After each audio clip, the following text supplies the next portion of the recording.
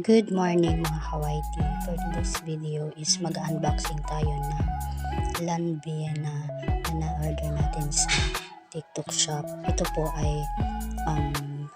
nose plant spar strips, which is I found legit kasi po trinay ko talaga siya. Matapos dumating trinay ko po talaga siya.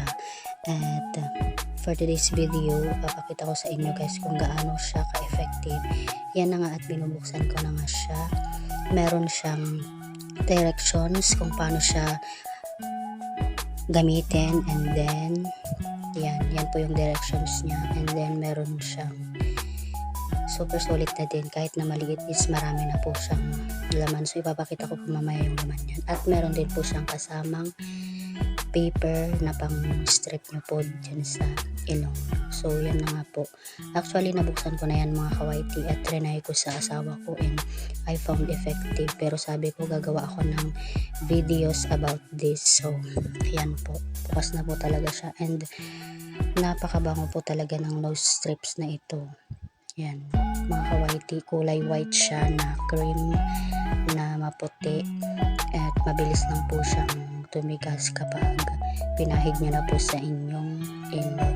So yan po, trinay ko na po siya dyan.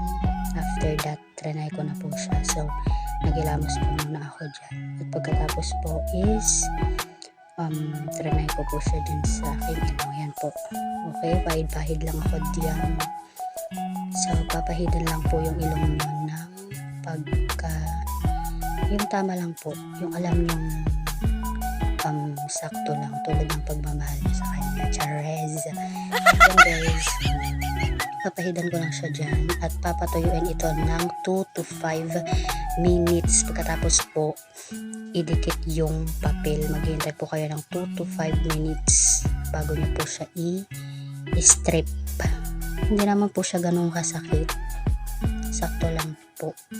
Hindi yung katulad ng na-order kong unang Lanbia na white siya, which is hindi po siya effective sa akin. So trinay ko po itong white and nagulat po ako sa result. Ipapakita ko po sa inyo, i-attach ko dito yung result nito guys. So I recommend this because this is legit po siyang nakaka-strip ng mga whiteheads, blackheads, and etc. So guys, try nyo na din to.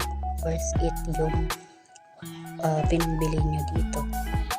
I found this effective kaya nag-rate din po ako sa reviews nila doon sa TikTok shop. So this is not sponsored guys. Binili ko po ito at sarili ko po itong pera. And yan na nga guys, ididikit ko na dyan yung papel. Kasama yan po siya din sa my box. Ayan guys, ididikit ko siya at maghihintay ako ng 2 to 5 minutes. Pero ang ginawa ko ay 10 minutes. Nako. So yun guys, hindi ko po alam kung tama po yung pinaggagawa ko. Sa mga nakakapanood pa ng video na ito, correct me if I am wrong. So yan guys, maghihintay lang tayo ng 2 to 5 minutes. Pero kung gusto nyo pong mas matagal doon para super dumikit po talaga siya, is okay lang naman po kahit 10 minutes. Yan na nga guys, tumigas na siya dyan at ready for strip na yan. I-strip ko na siya para matanggal na siya sa aking ilong, and dyan po, napatunayan ko na super legit niya guys. As in, nakuha niya lahat yung mga matagal ko ng pinakatago-tago na whiteheads sa aking kailungan. Sorry po din sa aking nonal. Talagang ganyan na po yan. Huwag nyo na lang pong pansinin. Ayan guys, i-strip ko na siya. At nakikita nyo naman po yung mga dumidikit-dikit na whiteheads dyan. Diyos ko, napakarami zay. Hindi ko na alam kung saan nanggaling na lupalop ng mundo yan.